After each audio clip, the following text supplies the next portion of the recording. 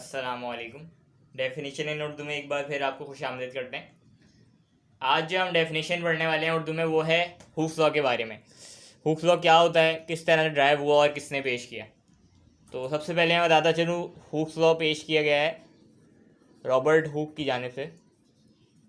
कब पेश किया इन्होंने? ये तकरीबन 1660s के करीब ये लॉ इन्होंने पेश किया। इस लॉ के मुताबिक क्या होता है कि टेंशन जो है हमारी स्ट्रिंग में, अगर एक स्ट्रिंग को कंसीडर किया जाए, बेसिकली ये इलास्टिसिटी का लॉ होता है। इलास्टिसिटी से रिलेटेड है काफ़ी हद तक। इस लॉ के मुताबिक क्या है, tension is proportional to the extension. मतलब मैं अगर सिंपल डेफिनेशन में बात करूं,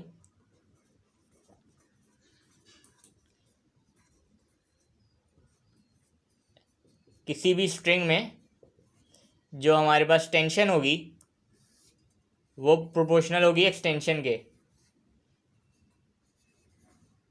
मतलब यहाँ पे हम ज़्यादा फोर्स लगा रहे हैं तो ज़्यादा एक्सटेंशन है, ज़्यादा टेंशन है। और यहाँ पे अगर हम कम फोर्स लगा रहे हैं तो कम एक्सटेंशन है और कम ही स्ट्रिंग में टेंशन है। अब अगर मैं इस लॉ को मैथमेटिकली लिखना चाहूँ तो मैं इसको किस तरह से लिख सकता हूँ? मैं इसको इस तरह से लिखूँ, अगर इसमें ये एक्स क्या है, ये हमारी एक्स जो है ये डिस्टेंस या एक्सटेंशन कह लीजिए इसको। अब फोर्स जो है हमारी डायरेक्टली प्रोपोर्शनल है एक्स के, यानी कि अगर यहाँ पे मैथमेटिकल रूल्स के मुताबिक अगर मैं इसको लिखूँ यूं करके, प्रोपोर्शनैलिटी का साइन हटा के हमने इक्वल्स टू और कांस्टेंट लगा दी। यहाँ पे जो के है ये होता है कांस्टेंट ऑफ प्रोपोर्शनैलिटी।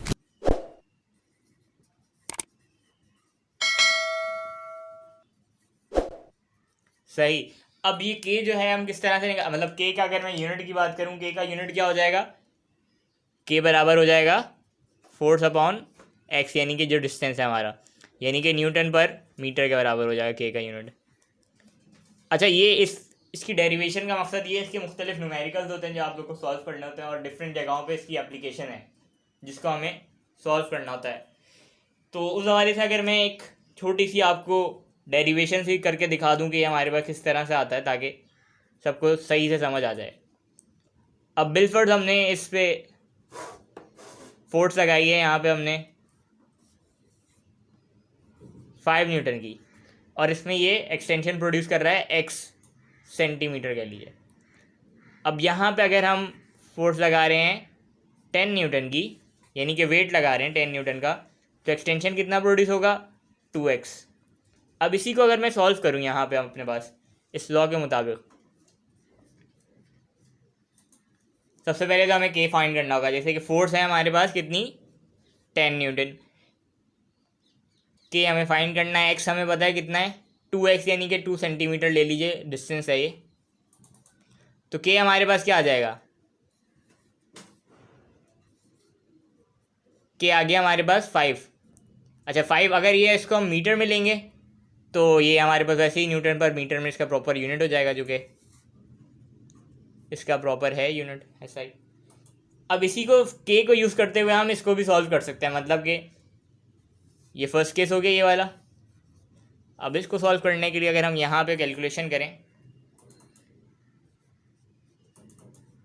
इसमें से हमें सारी चीज़ें पता हैं। के हमें पता है सबसे पहले 5 है।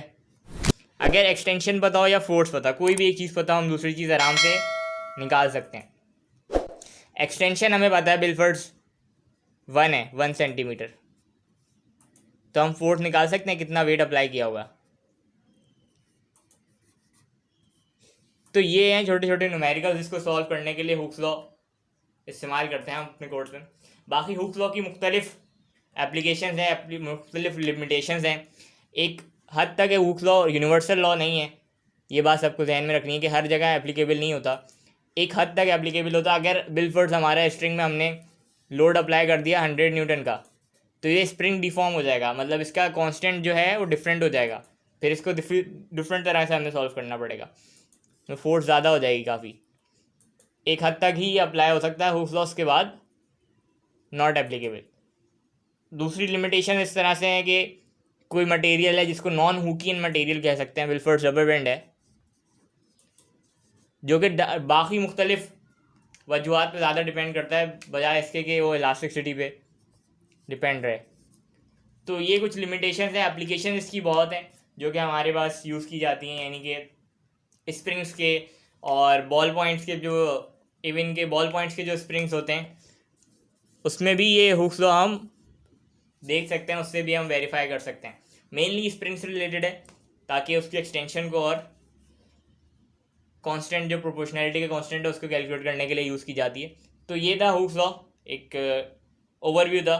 उम्मीद है आपको ये वीडियो पसंद आई होगी। लाइक करें, कमेंट करें और चैनल को ज़रूर सब्सक्राइब करें। शुक्रिया।